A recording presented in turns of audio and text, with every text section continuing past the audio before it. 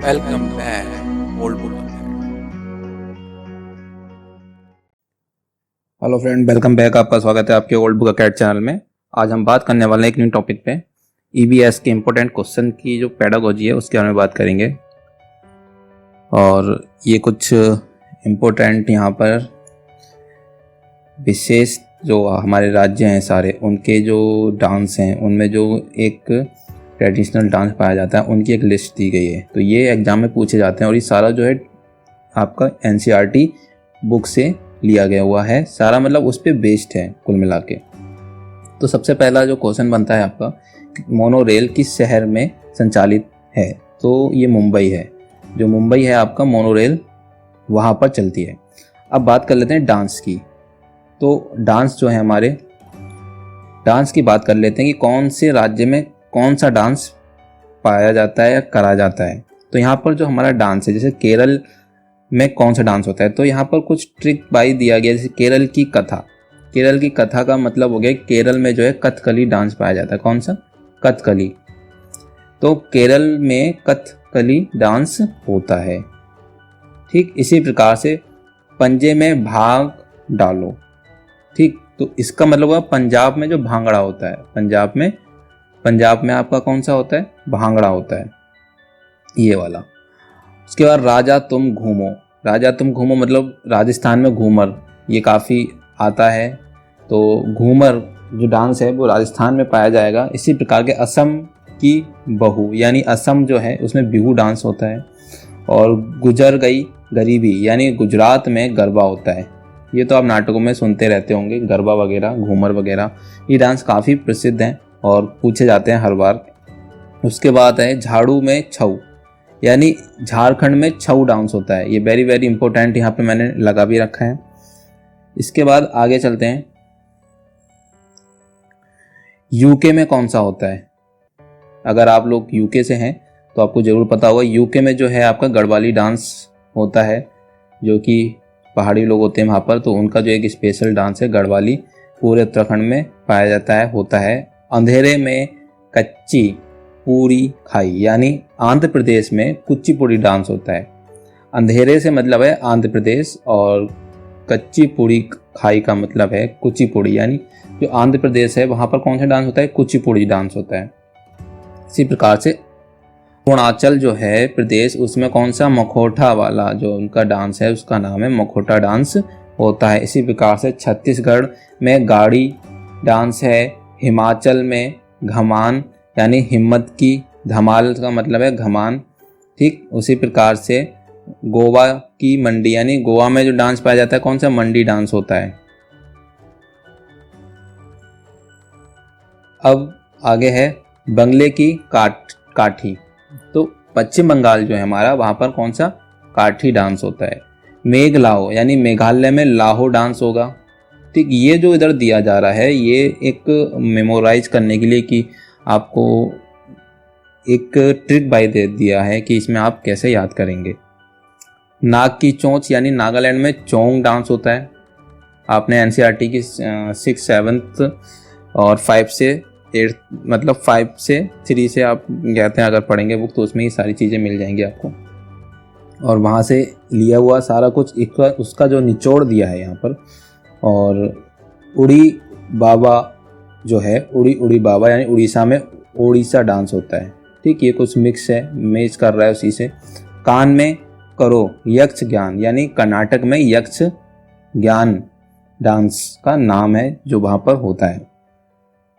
तुम मिले भरत यानी तमिलनाडु में क्या है? भरतनाट्यम होता है। ठीक, उसके बाद उत्तर प्रदेश की रास, यानी उत्तर प्रदेश में तो आप जानते हैं रासलीला होता है। तो आप मुझे कमेंट करके ज़रूर बताएं कि आप कौन से राज्य से हैं। तो ये देखा, और उसको उत्तर प्रदेश में नौटंकी भी बोलते हैं। ये नौटंकी के नाम से भी फेमस है। अगर रासलीला आ जाए तो ये लगाएंगे, नौटंकी आ जाए तो ये लगाएंगे, इसके उत्तर प्रदेश का डांस जो है। उसके बाद वेरी वेरी इंपॉर्टेंट है कि फसलें पूछ ली जाती हैं आपसे, कि खरीफ की फसलें जो यहाँ पर दी रखी हैं। ट्रिक बाई, महर के गधे ने दिल से बाजा बजाया, यानी महर के गधे ने दिल से बाजा बजाया। तो महर का मतलब है माँ से लेंगे हम मक्का, और हर से लेंगे अरहर, और गा से लेंगे गन्ना, और धा से लेंगे, धे से यानी धान, और दिल का मतलब तिल यानी तिलहन, और बा से मतलब बाजरा, और जा से मतलब ज्वार। ठीक, तो महर के गधे ने दिल से बाजा बजाया, मतलब ये हुआ माँ माने मक्का हो गया, हर माने अरहर हो गया, गा माने गन्ना, धे माने धान, दिल माने तिलहन, और बा माने बाजरा, जा माने ज्वार। तो ये जो आपकी फसलें थी टोटल काफ़ी इंपॉर्टेंट है, इसमें ज़रूर एक ना एक ज़रूर आता है। एक ये बहुत पूछा जाता है एक पुष्कर मेला। पुष्कर मेला जो है कहाँ होता है? अजमेर में। और WWF यानी वर्ल्ड वाइड फंड, ठीक, ये है। गैर सरकारी मतलब ये एक वो होता है आपका एक ऑर्गेनाइजेशन है गैर सरकारी। और जीव मंडल जो है आपका, या बायोस्फीयर की बात करेंगे तो लिथोस्फीयर, हाइड्रोस्फीयर एंड एटमॉस्फेयर। ठीक, एटमॉस्फेयर ये पाया जाएगा। तो जो जैव मंडल के अंदर यानी बायोस्फीयर के अंदर तीनों चीज़ आएंगी, लिथो, हाइड्रो और एटमॉस्फेयर।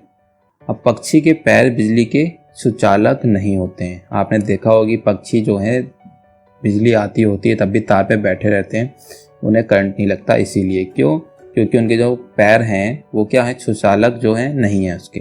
किसके? बिजली के तार के सुचालक नहीं होते, यानी बिजली के सुचालक नहीं होते।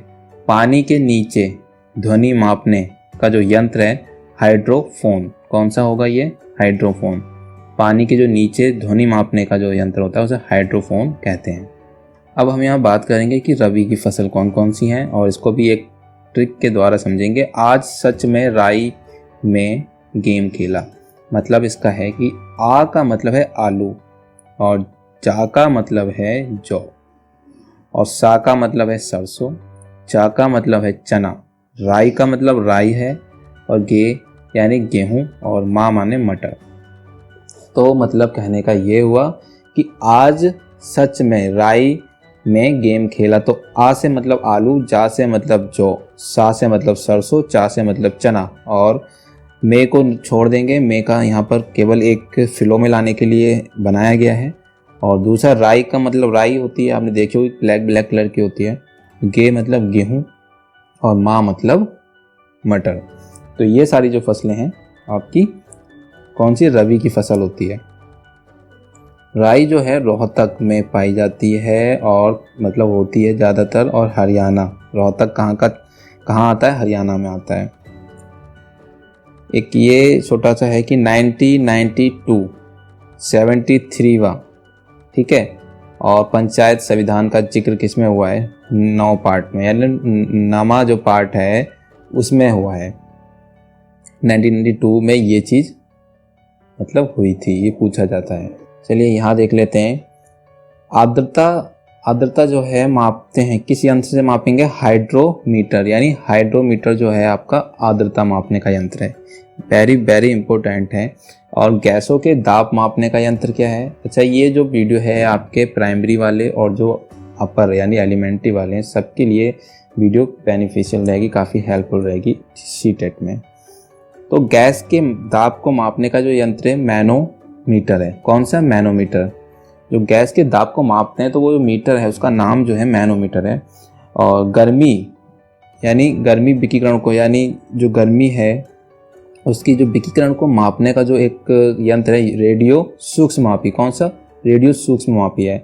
रडार से क्या होता है? हवा में उड़ने वाली जो चीज़ें होती हैं उनकी दूरी को मापा जाता है कि भाई रडार आपने देखा हो जो हमारे वायु सेना है उसमें रडार का यूज होता है कि कौन सा शत्रु का विमान कितनी दूरी पे है और उसको निशाना बनाया जाए उससे पहले, हमारे सीमा में आने से पहले। तो ये उसके काम आता है रडार, जो हवा में उड़ने वाली चीज़ें उनकी दूरी मापने में।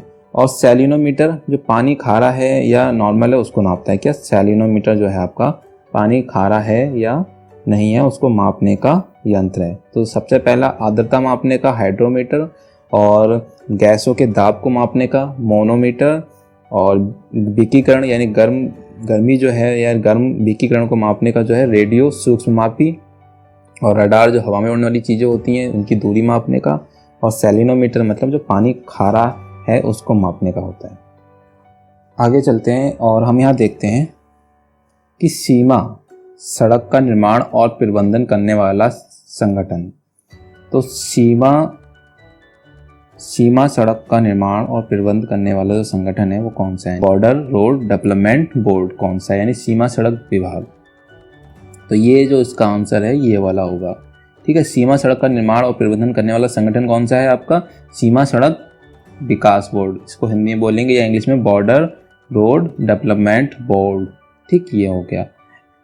NH जो है NHAI यानी national highway authority of India, ये इसको रेगुलेट करता है, यानी इसको आपका इसका काम होगा, ये इसको रेगुलेट करेगा। दूसरी बात, नेशनल हाईवे रोड भी बोल देते हैं। स्टेट रोड यानी स्टेट गवर्नमेंट के अंडर आ जाता है, ये स्टेट रोड जो है स्टेट गवर्नमेंट के अंदर आता है। इंडिया यानी नेशनल हाईवे रोड हो गया। दूसरी बात है बॉर्डर रोड, जो बॉर्डर के रोड हैं हमारे वो क्या है? सिक्योरिटी के लिए बनाए गए हैं। बॉर्डर के रोड जो चाइना के पास है या हमारे पाकिस्तान के पास में जो चीज़ें बनाई गई हैं, जो जहाँ जहाँ हमारे बॉर्डर हैं जो चारों तरफ से छू रहे हैं देशों से, वहाँ पर जो रोड बनाए गए हैं वो बॉर्डर रोड होते हैं सिक्योरिटी के लिए। फौना, ये वेरी वेरी इम्पोर्टेंट है जो ये पॉइंट है। फौना और फ्लोरा, यानी फौना और फ्लोरा क्या है, ये पिछले बार पूछा गया था सीटेट में। फौना इंडिकेट करता है एनिमल के लिए और जो फ्लोरा है वो करता है प्लांट के लिए। तो फौना और फ्लोरा का मतलब क्या है? फौना का मतलब है एनिमल और फ्लोरा का मतलब है प्लांट। ये क्वेश्चन काफ़ी आता है। तो यहाँ पर कुछ हम और इम्पोर्टेंट्स को देखेंगे कुछ। वैसे तो ये सारी लिस्ट है, इसमें आप देख लेंगे, मैं ज़्यादा नहीं इसको डिटेल में करूँगा, लेकिन हाँ जो भी है इसमें मेन हम चलेंगे। तो सबसे पहले हम बात करेंगे जैसे पीतल पूछ लेते हैं कि पीतल का कौन कौन से उसमें मतलब चीज़ें पाई जाती हैं। तो पीतल में जैसे कि तांबा हो गया, जस्ता हो गया, ठीक, ये चीज़ पाई जाती है, तांबा जस्ता। ये तो इसकी ट्रिक क्या होगी? पिताजी यानी पिताजी। तो पिताजी का मतलब हो गया कि ये एक तो आपका तांबा और जी मतलब जस्ता, तो ये चीज़ है आपका पीतल। पीतल जो है यानी ब्रास बोलेंगे, तांबा और जस्ता से मिलके बना हुआ होता है। ठीक, दूसरी बात है कांसा किससे होता है? तांबा और टीन से। कांसा जो होता है तांबा और टीन की मिश्र धातु है। गन धातु क्या होती है? यानी गन मेटल जो है आपका तांबा, टीन एवं जस्ता, क्या होगा? तांबा और टीन जस्ता, ये तीन चीज़ें इसमें मिली होती हैं। दूसरी इंपॉर्टेंट जो बात है यहाँ पर, जंग रोधी इस्पात यानी स्टेनलेस स्टील जो होती है हमारी, किससे बनी होती है? इसमें क्या क्या चीज़ पाई जाती है? तो सबसे पहला तो लोहा, क्रोमियम, निकिल और कार्बन, ये चार चीज़ें इसमें पाई जाती हैं। ठीक, तो ये चार चीज़ें इसमें पाई जाती हैं। जंग रोधी जो इस्पात होता है, स्टील जो होता है उसमें। देखिए सोल्डर भी पूछता है कभी कभी, सोल्डर जो है आपका किससे मिलके बना होता है? तो शीशा होगा इसमें और टीन होगी। शीशा और टीन से मिलकर क्या बनेगा आपका? सोल्डर। तो सोल्डर है आपका शीशा और टीन से मिलकर बना होता है। अभी जो एक चीज़ और है कृत्रिम गोल्ड आता है भाई, तो वो किस चीज़ से मिलके बना होता है? कृत्रिम गोल्ड जो होता है आपका एल्युमिनियम और तांबा, यानी एल्युमिनियम और तांबे का मिश्र धातु है क्या चीज़? आपका कृत्रिम गोल्ड। दूसरी बात आती है मुद्रा धातु, ये बहुत पूछ जाती है कभी कभी। मुद्रा धातु यानी करेंसी जो मेटल है, जो आप जब सिक्के देखते हैं 1-2 रुपए के, वो किससे बने होते हैं? यानी शीशा होगा उसमें, टीन होगी और एंटीमनी होगी। तो बहुत ही इंपॉर्टेंट है, शीशा, टीन, एंटीमनी जो है किसकी मिश्र धातु है? आपकी मुद्रा धातु जो होती है उसमें मिश्र होती है, ये सारी मिश्र धातु हैं। टंगस्टन जो है आपका, टंगस्टन जो इस्पात है ये किससे मिलके बना है? एक तो लोहा, टंगस्टन, कार्बन। टंगस्टन जो है लोहा, टंगस्टन और कार्बन, यानी टंगस्टन तो ऑलरेडी है इसमें, प्लस कार्बन और लोहा और मिल जाता है इसमें। ठीक, तो ये सारी चीज़ें जो थी इससे मिलके बनी होती हैं। बाकी आप इसको एक बार ज़रूर रिवाइज कर लें, देख लें ये पूरा किससे क्या मिलके बना है। तो यहाँ पर जो हम बात करेंगे ये क्वेश्चन प्रीवियस ईयर के पूछे हुए क्वेश्चन है और मोस्टली हर बार इसमें से एक न एक जरूर फंसेगा। इस वीडियो में आपको 2 से 3 क्वेश्चन आपके पेपर में जरूर मिल जाएंगे, ये गारंटी के साथ है। धातु अधातु तत्वों से संबंधित कुछ क्वेश्चन हैं, जैसे कि पहला क्वेश्चन लेते हैं हम, मिट्टी तेल में रखा जाने वाला तत्व कौन सा है? यानी मिट्टी का जो तेल है आपका, कैरोसिन जो ऑयल होता है उसमें रखे जाने वाला तत्व कौन सा होता है? सोडियम। जल्दी जल्दी हम करेंगे इसको। और दूसरा है सर्वाधिक उपलब्ध तत्व, यानी जो हमारी पृथ्वी पर सबसे ज़्यादा उपलब्ध जो तत्व है वो कौन सा है? ऑक्सीजन। उसके बाद नेक्स्ट है आपका सर्वाधिक उपलब्ध धातु, यानी पृथ्वी पर सबसे ज़्यादा उपलब्ध धातु कौन सी है? तो वो है एल्युमिनियम। और नेक्स्ट है सबसे हल्का तत्व कौन सा है हमारा? तो वो है आपका हाइड्रोजन। लाइटेस्ट जो एलिमेंट है आपका, lightest element is hydrogen. Next है आपका भारी जो तत्व है, सबसे भारी तत्व यानी हैवी मेटल, सबसे ज़्यादा जो हैवी है वो मेटल कौन सा है? तो आपका जो सबसे भारी तत्व जो है आपका ऑक्सीमियम। ठीक, ये जो तत्व है सबसे भारी है। उसके बाद आपका नेक्स्ट है सबसे हल्का धातु तत्व यानी लाइटेस्ट मेटल एलिमेंट कौन सा है? तो वो है आपका लिथियम। क्या है? लिथियम। और द्रव धातु तत्व कौन सा है? आपसे पूछ ले जाए कि द्रव धातु तत्व कौन सा है, आपसे पूछ ले जाए कि द्रव धातु तत्व कौन सा है यानी फ्लूइड मेटल एलिमेंट आपका, तो बोलेंगे पारा। यानी जो पारा जो है वो द्रव धातु यानी वो लिक्विड बेस में होता है, तो द्रव धातु तत्व होता है। दूसरा आपका है द्रव धातु तत्व था अब तक हमने पूछा सबसे पहले, फिर उसके बाद द्रव अधातु यानी द्रव अधातु जो तत्व है वो कौन सा है? ब्रोमीन। ठीक, ब्रोमीन Br। और विद्युत का अच्छा सुचालक कौन सा है? एक अच्छा कंडक्टर जो है आपका कौन सा है इलेक्ट्रिक का? तो वो जो है चांदी है, यानी Ag जो है वो सबसे बेहतरीन, उसमें विद्युत जो है इलेक्ट्रिसिटी है वो बहुत अच्छी प्रवाहित होती है। और सबसे अच्छा आघात वृद्ध जो तत्व है वो है आपका सोना। किसका? सबसे अच्छा। ठीक, ये वेरी वेरी इंपॉर्टेंट यहाँ पर जो सेशन है ये पूरा इंपॉर्टेंट सेशन है, इसमें सारी वो चीज़ें हैं जो आपको मिलती हैं। जीवाणु से होने वाले रोग कौन से हैं? जो जीवाणुओं से होने वाले रोग जो हैं वो कौन से हैं ये आपको बताने हैं। और जैसे कि पूछ लेते हैं कि आपका एक ट्रिक है डीप सिटी कर कुटनी है, यानी डीप सिटी कर कुटनी है, मतलब इसका यह है कि डी का मतलब है डिप्थीरिया, और पा से मतलब है फ्लैग, और सी से मतलब सिफेलिस, टी से मतलब टिटनेस, का से मतलब काली खांसी, कू से मतलब कुष्ठ, और टा से मतलब टाइफाइड, नी से मतलब निमोनिया, और हा से मतलब हैजा। तो ये सारे जो हैं आपके कुछ जो जीवाणु हैं यानी बैक्टीरिया जो हैं आपके, उनसे इफेक्ट होते हैं यानी उनसे उत्पन्न होते हैं ये रोग। तो अब यहाँ पर हम देखेंगे जो हमारे जेनेटिक रोग हैं वो कौन कौन से होते हैं। जेनेटिक यानी जो हमारे की एक पेरेंट्स से हमारे बच्चों में, बच्चों से हमारे उनके बच्चों में जो पाए जाते हैं या ट्रांसफ़र होते हैं जो जेनेटिकली, वो जो रोग हैं वो कौन से हैं? जैसे कि वर्णांता, हीमोफीलिया, क्लीन फेल्टर और Patau syndrome, down syndrome, Turner syndrome, ये सारे जो हैं आपको मिलेंगे जेनेटिक डिसऑर्डर हैं जो कि एक जनरेशन से दूसरी जनरेशन में पास ऑन होते रहते हैं। तो इसका जो शॉर्ट ट्रिक है वो आप देख लीजिए, वही क्लिप वही डार्ट। ठीक, तो ये जो है आपका, इसको ये आप देखेंगे अच्छे से, इसको याद कर सकते हैं। नेक्स्ट जो है हमारा, हमें रेखा हमें हिट करके से छोड़ गई, मतलब ये जो है आपके वायरस से रिलेटेड आपके रोग हैं, जैसे कि रेबीज, आर से हो गया, रे का मतलब रेबीज हो गया, खा से खसरा, हा से हर्पिस, और मे से मेनिंजाइटिस, ही से हेपेटाइटिस, टा से ट्रिकोमा, और पो से पोलियो, ए से एड्स, चे से चेचक, छो से छोटी माता, डा से डेंगू, ज्वार जो होता है, गा से गलसौंद, और ई से इन्फ्लुएंजा। ये सारे जो हैं आपके वायरस से रिलेटेड मतलब डिजीज़ हैं जो कि वायरस के द्वारा इन्फेक्टेड होती हैं या उत्पन्न होती हैं। तो ये डिजीज़ जो है आपको याद करनी है बहुत अच्छे तरीके से। टोटल स्किल की बात करेंगे यहाँ पर, जैसे कि हमारी जो स्किल किया गया है, तो जैसे क्रिएटिविटी हो गई, प्रॉब्लम सॉल्विंग हो गई, लीडरशिप हो गई, क्रिटिकल थिंकिंग, कम्युनिकेशन, कोलैबोरेशंस और इंफॉर्मेशन मैनेजमेंट, एडेप्टेबिलिटी, क्यूरियोसिटी और रिफ्लेक्शंस। अडेप्टेबिलिटी और रिफ्लेक्शन जो होता है, जैसे कि अडेप्ट हम कहीं भी जाते हैं एडजस्ट कर लेते हैं अपने आप को, तो वो अडेप्टेबिलिटी हो गया। रिफ्लेक्शन, हम किसी चीज़ को रिफ्लेक्ट कर देते हैं, जो हमें चीज़ हमारे से टकराई, मानो कि जैसे एग्जाम्पल समझते हैं कि प्रकाश आता है और वापस चला जाता है शीशे के टकराने से, वो उसके अंदर नहीं जा पाता, तो रिफ्लेक्ट करना।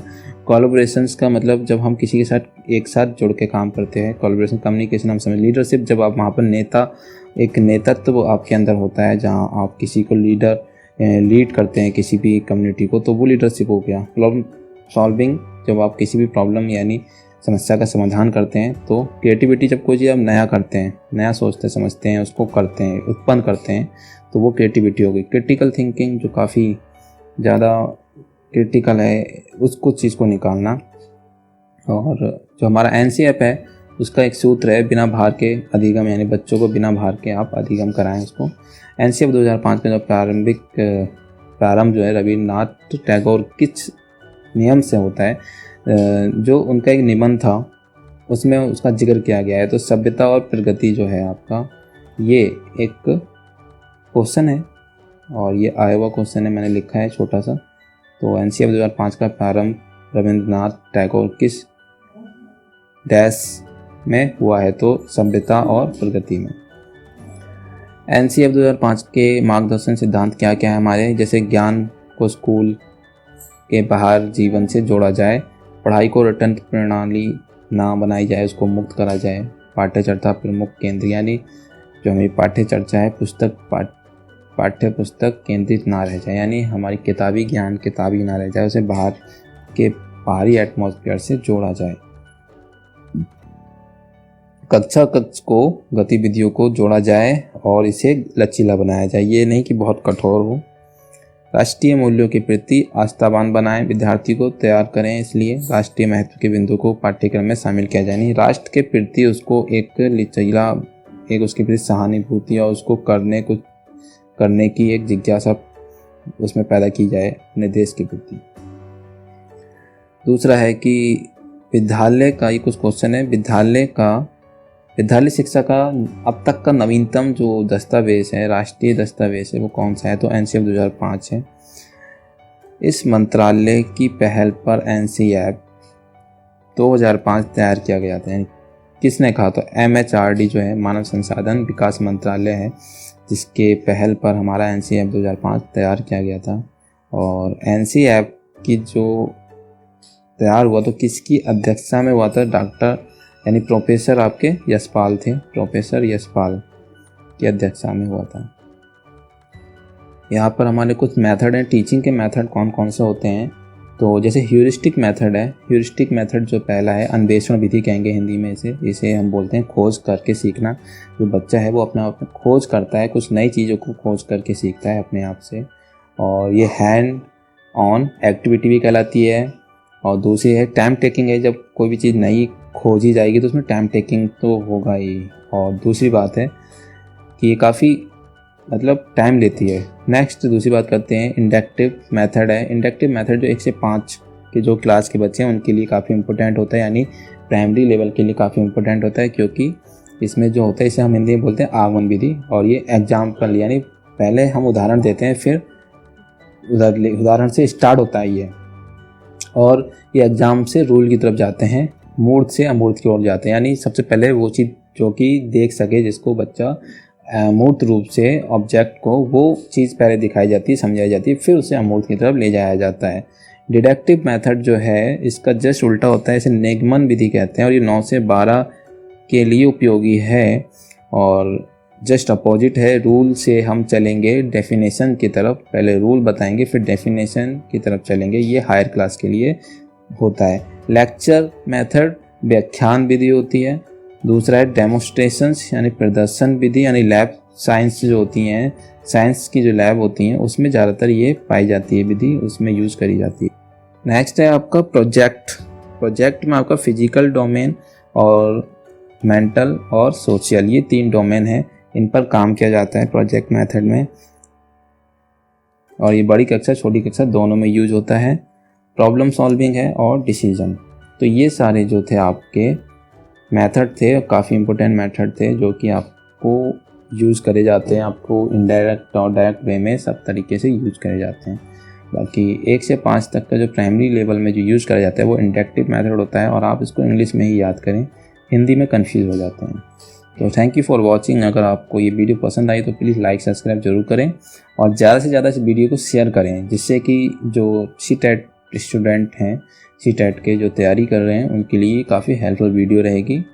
और इसमें सारा जो कुछ दिया गया है वीडियो में टोटल ही इम्पोर्टेंट है। कुछ इस वीडियो को ज़्यादा से ज़्यादा स्प्रेड करें अपने फ्रेंड सर्किल में, अपने जानने वालों के साथ ज़्यादा से ज़्यादा। और कुछ दिनों से मैं वीडियो को अपलोड नहीं कर पाया था, कुछ टेक्निकल प्रॉब्लम चल रही थी जिस वजह से मैं वीडियो नहीं अपलोड कर पाया, तो उसके लिए क्षमा चाहता हूँ। और थैंक यू फॉर वॉचिंग।